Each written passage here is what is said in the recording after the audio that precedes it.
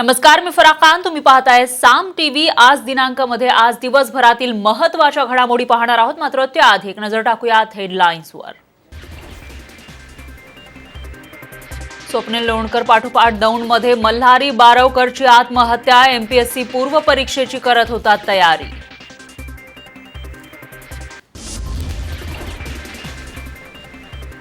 देशभरातील ओबीसींचं राजकीय आरक्षण धोक्यात. महाराष्ट्रापाठोपाठ मध्य प्रदेशमधलं ओबीसींचं राजकीय आरक्षण रद्द.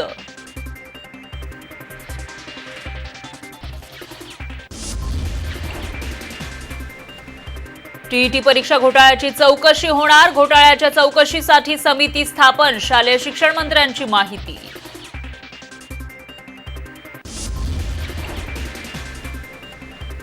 महाराष्ट्र राज्य परीक्षा परिषदेचे आयुक्त तुकाराम सुपेंना 23 डिसेंबरपर्यंत पोलीस कोठडी. आणखी अधिकारी अडकण्याची शक्यता.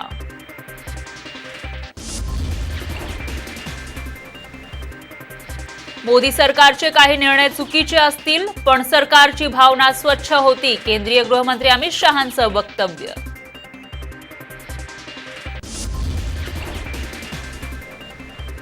संपकरी कर्मचाऱ्यांवर मेस्मा लावण्यासंदर्भात 20 डिसेंबर नंतर निर्णय. परिवहन मंत्री अनिल परब यांची माहिती.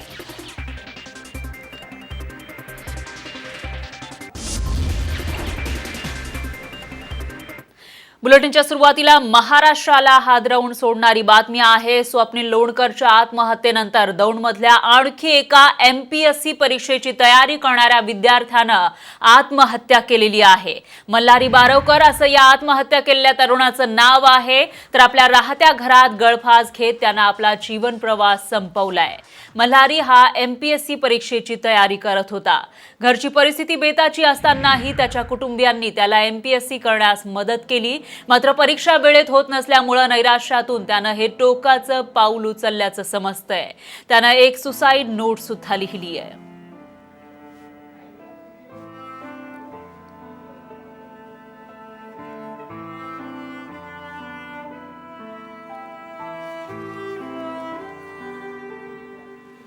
तर काही वेळापूर्वी साम टीव्हीनं मल्हारी ज्या विद्यार्थ्यानं आत्महत्या केलेली आहे त्याच्या नातेवाईकांशी बातचीत केलेली होती. त्यांनी काय भावना व्यक्त केल्या पाहूयात.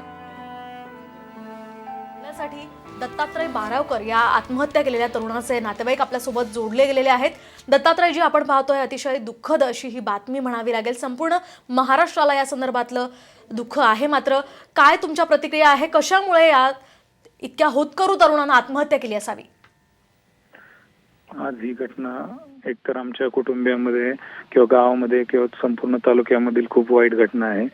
कारण हा तरुण गेली 3 वर्ष झालं एमपीएससीच्या अभ्यासाची तयारी करत होता. गेल्या 2 वर्षापूर्वी त्याची आर्थिक परिस्थिती नसताना सुद्धा त्याच्या वडिलांनी अगदी हालाकीच्या परिस्थितीमध्ये त्याला पुणे येथे 1 वर्षाचे क्लास लावले होते. 1 वर्षाचे क्लास केल्यानंतर राज्य सरकार एमपीएससी आयोग जे एक्झाम घेत होते ते 2-3 वेळा पुढे ढकलण्यात आले. त्याच्यामुळे तो त्याच काळामध्ये खूप नैराश्यामध्ये गेला होता. कारण त्याने जो तयारी केली होती आणि तयारी केल्यानंतर एक्झाम लवकर झालीच नाही.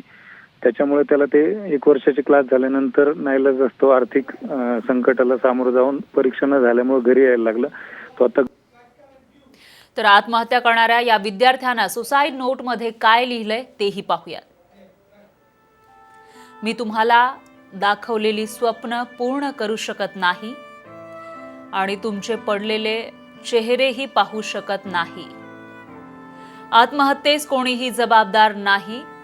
अतिविचार, संपलेला आत्मविश्वास, भविष्यातही काही सकारात्मक चित्र दिसत नाही, असं या विद्यार्थ्यानं आपल्या सुसाईड नोटमध्ये लिहिलेलं आहे. चांगलं जगण्याच्या सगळ्या आशा संपल्यात, सॉरी, असं या विद्यार्थ्यानं आपल्या सुसाईड नोटमध्ये लिहिलंय. तर पुन्हा एकदा ऐकूयात या विद्यार्थ्याचे नातेवाईक काय म्हणाले ते. तर या संदर्भात आपल्यासोबत बोलण्यासाठी दत्तात्रय बारावकर या आत्महत्या केलेल्या तरुणाचे नातेवाईक आपल्यासोबत जोडले गेलेले आहेत. दत्तात्रयजी, आपण पाहतोय अतिशय दुःखद अशी ही बातमी म्हणावी लागेल. संपूर्ण महाराष्ट्राला या संदर्भातलं दुःख आहे. मात्र काय तुमच्या प्रतिक्रिया आहे? कशामुळे या इतक्या होतकरू तरुणानं आत्महत्या केली असावी?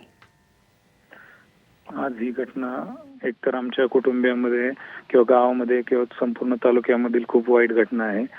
कारण हा तरुण गेली 3 वर्ष झालं MPSCच्या अभ्यासाची तयारी करत होता.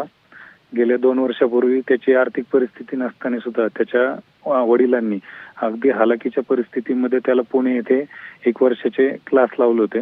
1 वर्षाचे क्लास केल्यानंतर राज्य सरकार MPSC आयोग जे एक्झाम घेत होते ते 2-3 वेळा पुढे ढकलण्यात आले. त्याच्यामुळे तो त्याच काळामध्ये खूप नैराश्यामध्ये गेला होता. कारण त्याने जो तयारी केली होती आणि तयारी केल्यानंतर एक्झाम लवकर झालीच नाही. त्याच्यामुळे त्याला ते 1 वर्षाचे क्लास झाल्यानंतर नाईलाज असतो आर्थिक संकटाला सामोरं जाऊन परीक्षा न झाल्यामुळे घरी यायला लागलं. तो आता घरूनच तयारी करत होता आणि तो फार नैराश्यामध्ये गेला होता. आता त्याची येत्या 2 जानेवारीला एक्झाम पण होणार होती परत, परंतु त्याने तोपर्यंतच असे पाऊल उचलले. त्याच्यामुळं खूप मोठी या कुटुंबाची व याची हानी झालेली आहे. अगदीच इतका होतकरू तरुण आणि त्याने अशा प्रकारचं टोकाचं पाऊल उचलणं म्हणजे हे खरोखरच धक्कादायकच आहे तुमच्या परिवारासाठी आणि संपूर्ण महाराष्ट्रासाठीच ही धक्कादायक अशी बातमी म्हणावी लागेल. धन्यवाद दत्तात्रयजी साम टीव्हीशी बोलल्याबद्दल. तर धक्कादायक अशी ही बातमी आपण बघतोय. आणखी एका विद्यार्थ्यानं MPSCच्या विद्यार्थ्यानं आत्महत्या केली आहे. दौंडमध्ये राहणारा हा विद्यार्थी त्यानं आपलं जीवन संपवलंय आणि यावर बोलण्यासाठी चंद्रकांत पाटील आपल्यासोबत जोडले गेले आहेत फोन लाईनवर. चंद्रकांत पाटीलजी, काय सांगाल? 2 विद्यार्थ्यांनी आत्महत्या केलेली आहे, मात्र परीक्षांचा जो गोंधळ आहे तो अद्यापही सुरूच असल्याचं दिसतंय. चंद्रकांत पाटीलजी, माझा आवाज येतोय? चंद्रकांत पाटील यांचा फोन कट झाल्याचं आपल्याला पाहायला मिळतंय. मात्र आपण बघू शकतोय की एका विद्यार्थ्यानं आत्महत्या केलेली आहे आणि सुसाईड नोटमध्ये सॉरी असं म्हणत आपली विवंचना या विद्यार्थ्यानं मांडल्याचं पाहायला मिळतंय. तर हा विद्यार्थी नैराश्यात गेला होता आणि त्यानंतर त्यानं हे टोकाचं पाऊल उचललं असावं असं म्हटलं जात आहे. दरम्यान याआधी स्वप्नील लोणकर या MPSCच्या विद्यार्थ्यानं आपलं जीवन संपवलेलं होतं आणि त्यानंतर आणखी एका विद्यार्थ्यानं आपली जीवन यात्रा संपवली आहे.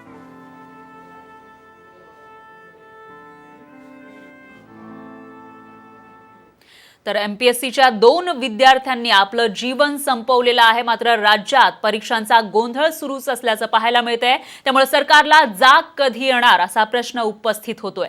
या बातमीचा पाठपुरावा आपण करत राहणार आहोत. यानंतर बातमी आहे मध्य प्रदेशमधल्या शिवराज सिंग चौहान सरकारलाही सर्वोच्च न्यायालयानं दणका दिलाय. महाराष्ट्राप्रमाणे मध्य प्रदेशातल्या स्थानिक स्वराज्य संस्थांमधल्या OBCच्या आरक्षित जागांवरील निवडणुकांना सर्वोच्च न्यायालयानं स्थगिती दिली आहे. मध्य प्रदेशच्या राज्य निवडणूक आयोगानं 4 डिसेंबर रोजी जारी केलेल्या निवडणूक परिपत्रकाला स्थगिती देण्यासाठी दाखल झालेल्या अर्जावरील सुनावणी दरम्यान सर्वोच्च न्यायालयानं हा निर्णय घेतलाय. महाराष्ट्र सरकार विरुद्ध विकास गवळी या प्रकरणाचा दाखला देत न्यायमूर्ती खानविलकर आणि न्यायमूर्ती CT रविकुमार यांच्या खंडपीठानं OBCसाठीच्या आरक्षित जागांवर खुल्या प्रवर्गातून निवडणुका घेण्याचे निर्देश मध्य प्रदेश सरकारला दिलेत. OBCच्या राजकीय आरक्षणाबाबत महाराष्ट्र आणि मध्य प्रदेशप्रमाणेच तामिळनाडू आणि पुदुचेरी मधल्या OBC आरक्षणाला आव्हान देणाऱ्या याचिकाही सर्वोच्च न्यायालयामध्ये दाखल झाल्या. त्यामुळे तिथलंही OBCचं राजकीय आरक्षण स्थगित होण्याची शक्यता आहे.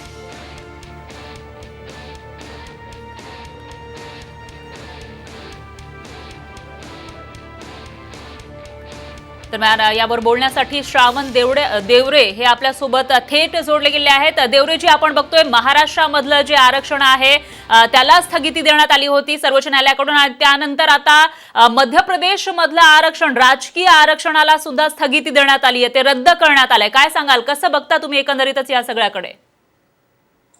नाही, हे आम्ही आधीच सांगितलं होतं की सुप्रीम कोर्टाचा 2010चा जो निकाल आहे, 2010चा सुप्रीम कोर्टाचा निकाल हा संपूर्ण देशाला लागू आहे, केवळ महाराष्ट्राला नाही, संपूर्ण देशाला लागू आहे. त्यामुळे महाराष्ट्र सरकार काय किंवा भाजप सरकार काय किंवा पूर्ण देशामधले जे राज्य आहेत, एक तामिळनाडू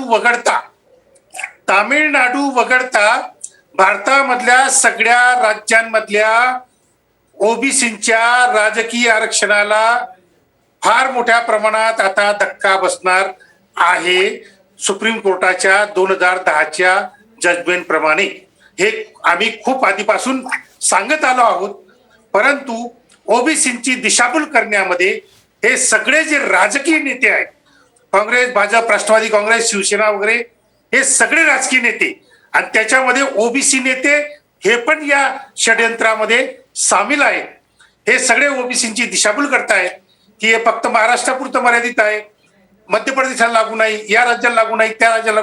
सुप्रीम कोर्टाचा निकाल हा संपूर्ण देशाला लागू असतो आणि संपूर्ण देशातलं ओबीसीचं राजकीय आरक्षण धोक्यात आलेलं आहे. फक्त तामिळनाडूचा अपवाद वगळता तामिळनाडू मधल्या ओबीसी आरक्षणाला कुठल्याही प्रकारचा धक्का लागू शकत नाही. मग ते सुप्रीम कोर्ट असो, केंद्र सरकार असो, राष्ट्रपती असो की कोणी असो, यांची हिंमत नाही तामिळनाडूच्या ओबीसीच्या आरक्षणाला धक्का लावण्याची. कारण तिथं तामिळनाडूमध्ये ओबीसीचं राज्य आहे. निश्चितच देवरेजी तुमच्याकडे येणार आहे मी. दरम्यान मराठा नेते राजेंद्र कोंढरे हे आपल्या सोबत जोडले गेले आहेत, त्यांच्याकडे जाऊयात. कोंढरेजी, आपण बघतोय महाराष्ट्रामध्ये ओबीसीचं राजकीय आरक्षण रद्द करण्यात आलं, त्याचबरोबर मध्य प्रदेशमध्ये सुद्धा रद्द करण्यात आलं आहे सर्वोच्च न्यायालयाकडून. आणि यामध्ये एक आरोप होतोय, तो म्हणजे भाजपला सर्वच आरक्षण संपवायचंय. तुमचं काय मत आहे यावर? सगळ्यात महत्वाचा मुद्दा असा आहे की ज्यावेळेस स्थानिक स्वराज्य संस्थांमध्ये ओबीसीचं आरक्षण लागू केलं, ते के कृष्णमूर्ती केसमध्ये देशामध्ये चॅलेंज केलं आणि सर्वोच्च न्यायालयाने असं सांगितलं होतं की ओबीसींना आरक्षणाला विरोध नाही केलेला, पण त्याच्यासाठी जी कंपल्सरी ट्रिपल टेस्ट आहे पॉलिटिकल बॅकवर्डनेसची, तर त्याच्यासाठी इम्पेरिकल इन्क्वायरी करा आणि मग हे लागू करा, अशा प्रकारचा निर्णय दिलेला आहे. आणि 50% कॅप आहे. या दोन गोष्टी जर केंद्र सरकारने आणि राज्य सरकारने पूर्ण केल्या तर आजही त्यांना 50%च्या आतमध्ये ओबीसींना राजकीय आरक्षण देता येऊ शकते. पण त्या टेस्ट पूर्ण केल्याशिवाय त्यांना करता येणार नाही. आणि वारंवार आम्ही हेच सांगत होतो की एकूण सर्व जे आरक्षण लागू केली जात आहेत ती लागू करताना सर्वोच्च न्यायालयाचे वेगवेगळे निर्देश या ठिकाणी श्रावण देवरेजी पण आहेत. मराठा आरक्षणाच्या केसमध्ये सर्वोच्च न्यायालयाच्या 5 न्यायाधीशांनी जो निर्णय दिलाय तो कोणतेही ओबीसी नेते आणि खुल्या प्रवर्गातील लोक ध्यानात घ्यायला तयार नाहीत. त्याचं कारण असं की जे ओबीसीचं रिझर्वेशन आहे ते लागू करताना ज्या जातीचं प्रतिनिधित्व मोजायचंय त्याचं तिप्पट फॉर्म्युलाचा जो काढलेला आहे तो फॉर्म्युला जोपर्यंत चेंज होत नाही तोपर्यंत केंद्रातलं असो किंवा राज्यातलं ओबीसीचं शैक्षणिक आणि नोकरीतल्या आरक्षणाला पण धोका निर्माण होऊ शकतो. निश्चितच कोंढरेजी, धन्यवाद साम टीव्हीशी बोललात त्याबद्दल. त्याबरोबरच देवरेजी तुमचेही धन्यवाद.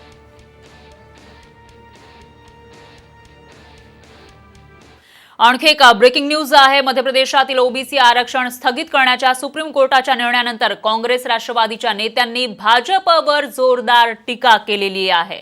तर भाजपला हे आरक्षण संपवायचंय, संपूर्ण देशातलं आरक्षण संपवायचं अशी टीका केलेली आहे. सर्वोच्च न्यायालयानं मध्य प्रदेशच्या स्थानिक स्वराज्य संस्थांच्या निवडणुकीतील ओबीसी आरक्षणाला आज स्थगिती दिली असं अशोक चव्हाण यांनी म्हटलेलं आहे. सार्वजनिक बांधकाम मंत्री अशोक चव्हाण यांनी ट्विटरच्या माध्यमातून हे म्हटलेलं आहे. आता महाराष्ट्रातील भाजप नेते तिथल्या भाजप सरकारला नाकर्ते ठरवणार आहेत का, असा सवाल अशोक चव्हाण यांनी उपस्थित केलेला आहे.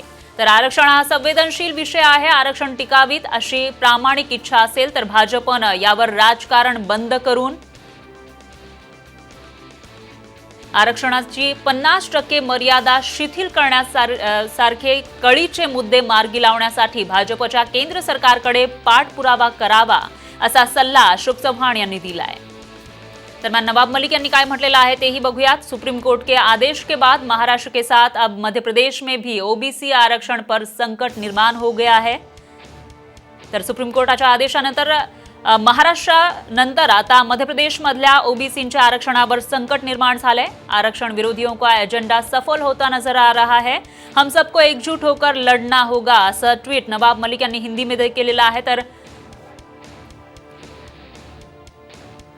दुर्दैवाने लोकसभेमध्ये जे उत्तर केंद्र सरकारने भाजपच्या दिलेलं आहे त्यात इम्पेरिकल डाटा जवळपास 98% बरोबर आहे आणि तो ॲक्युरेट आहे असं विधान केलेलं आहे. आणि त्यानंतर तो डेटा हा कोर्टात देताना तो त्याच्यात बऱ्याच त्रुटी आहेत असं विरोधी विधान केलं. आणि आता तर ते म्हणतात डेटा तसा उपलब्ध नाही. ह्या सगळ्या भूलतापा केंद्र सरकारच्या आहेत. केंद्र सरकारने भारतातल्या, महाराष्ट्रातल्या नाही, सगळ्या भारतातल्या ओबीसींचं फार मोठं नुकसान केलेलं आहे. मोदी सरकारचे काही निर्णय चुकीचे असू शकतील, मात्र त्यामागे असणारी सरकारची भावना मात्र स्वच्छ होती, असं केंद्रीय गृहमंत्री अमित शहा यांनी म्हटलेलं आहे.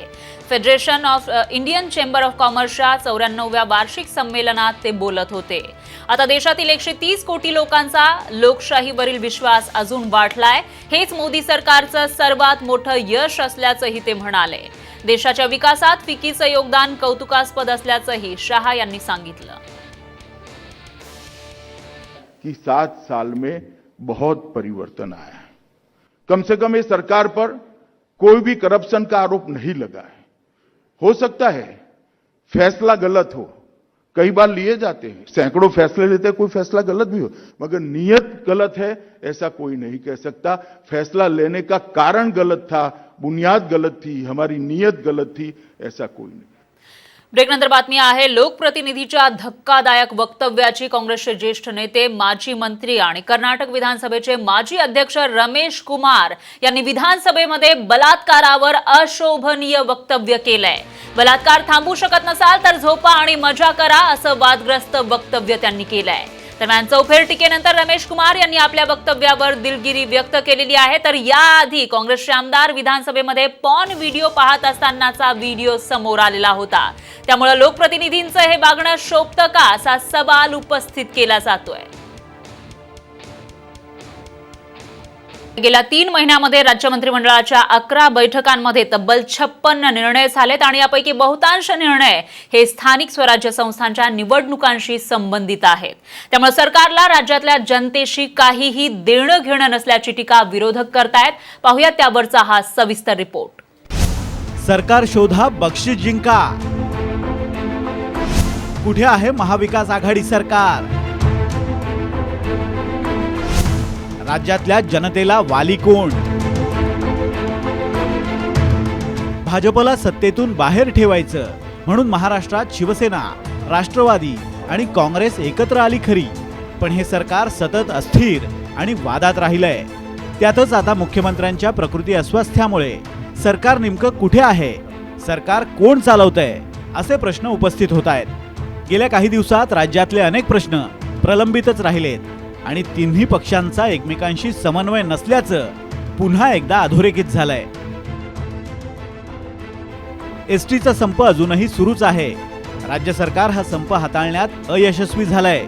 राज्यातल्या विविध परीक्षा, त्यातली पेपरफुटी या सर्वांचा नोकर भरतीवर परिणाम झाला.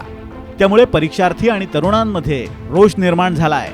मराठा आरक्षणामुळे सरकार अडचणीत असताना स्थानिक स्वराज्य संस्थांच्या निवडणुकीच्या तोंडावर ओबीसींचं राजकीय आरक्षण धोक्यात आलं.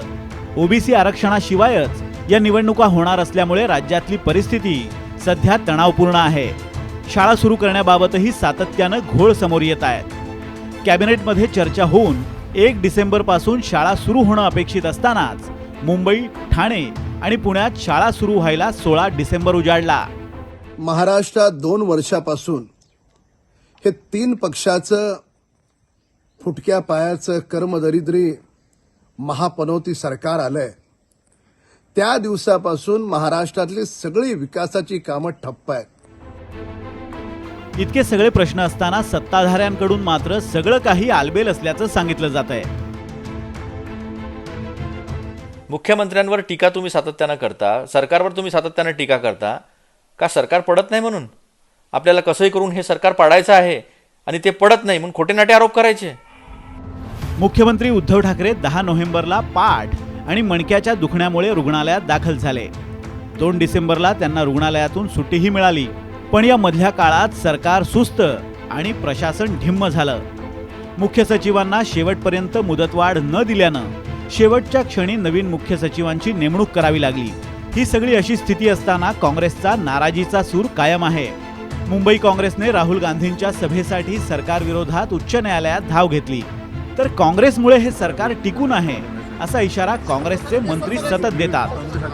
शेवटी 3 घटक पक्ष आहेत आणि 3 घटक पक्षामध्ये प्रत्येकाचं महत्व आहेच. आमचंही महत्व आहे. काँग्रेसशिवाय काही होणार आहे का? तुम्ही नीट लक्षात घ्या की देशामध्ये काँग्रेसच आहे. या महाविकास आघाडीमध्ये काँग्रेसचा मोठा वाटा आहे. आम्ही आहोत म्हणून सत्ता आहे, मला मुद्दाम सांगितलं पाहिजे. आणि काँग्रेसच्या ताकदीनेच या महाविकास आघाडीचा विचारपूर्वक निर्णय जो आपण घेतला त्या निर्णयाच्या अनुषंगाने हे सरकार मजबूत राहिलं पाहिजे. मुख्यमंत्रीच नसल्यामुळे मोजके मंत्री मंत्रालयात हजेरी लावतात आणि अधिकारी सुद्धा जास्त काळ मंत्रालयात थांबत नाही, असंच चित्र आहे. मंत्रिमंडळ बैठकीला मंत्रालयात काहीशी लगबग दिसते, पण एरवी मात्र मंत्रालयही सुस्तच असतं. तर शासन आणि प्रशासन याच्यामध्ये कुठल्याही प्रकारचं कोऑर्डिनेशन नाही, सिरियसनेस नाही, आणि याचं परिवर्तन जर होत असेल तर मग चिघळलेले सगळे प्रश्न. आणि गेले 15-20 दिवस तर राज्याचे मुख्यमंत्री कुठे आहेत हे कोणालाच कळत नाहीये. आणि त्यामुळे हे अजब आणि गजब सरकार आहे. आधी सीपी फरार झाले, मग गृहमंत्री फरार झाले, आणि आता राज्याचे मुख्यमंत्री गायब आहेत. कोरोना संकट, नैसर्गिक आपत्ती, केंद्रीय तपास यंत्रणांचा ससेमिरा, या सगळ्यांना सरकार गेली 2 वर्ष सतत तोंड देत आहे. विरोधक महाविकास आघाडी सरकार अस्थिर करण्याची एकही संधी सोडत नाहीत. असं असताना सरकार कायम अलर्ट मोडवर असणं आवश्यक आहे. पण गेल्या काही दिवसात महाविकास आघाडीतल्या 3ही पक्षात समन्वय नसल्याचं चित्र आहे. राज्यातल्या 12 कोटी जनतेला त्यामुळे वाली कोण आणि त्यांचे प्रश्न कोण सोडवणार, असाच प्रश्न आता विचारला जातोय. रश्मी पुराणिक, साम टीव्ही न्यूज, मुंबई. राज्यातलं महाविकास आघाडी कुठे गायब झाला अशी टीका होत असताना मंत्रिमंडळ बैठकीतल्या निर्णयांची आकडेवारी ही थक्क करणारी आहे. गेल्या 3 महिन्यात अनेक खात्यांचा एकही निर्णय मंत्रिमंडळ बैठकीमध्ये झाला नाहीये. शिवाय अनेक खात्यांचे निर्णय हे बोटावर मोजण्या एवढे आहेत.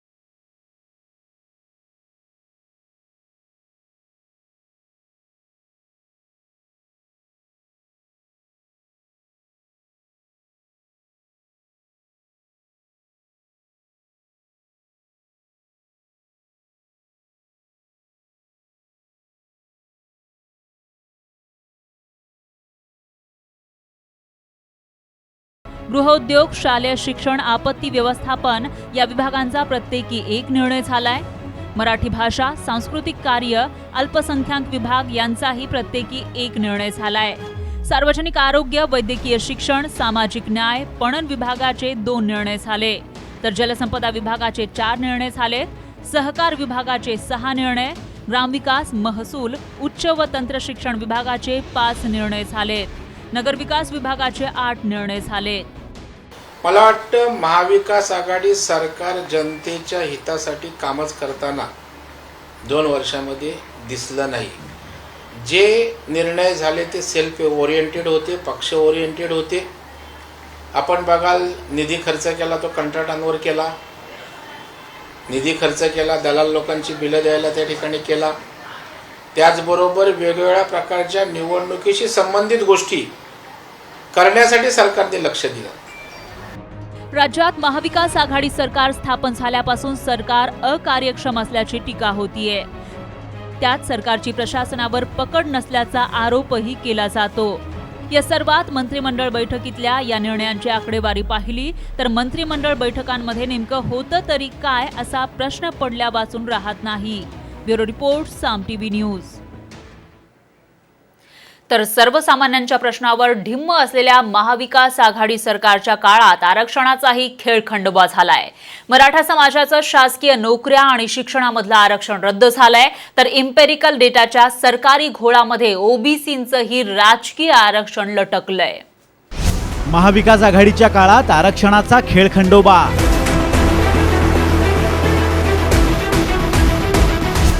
मराठा आरक्षणाचं भवितव्य टांगणीला.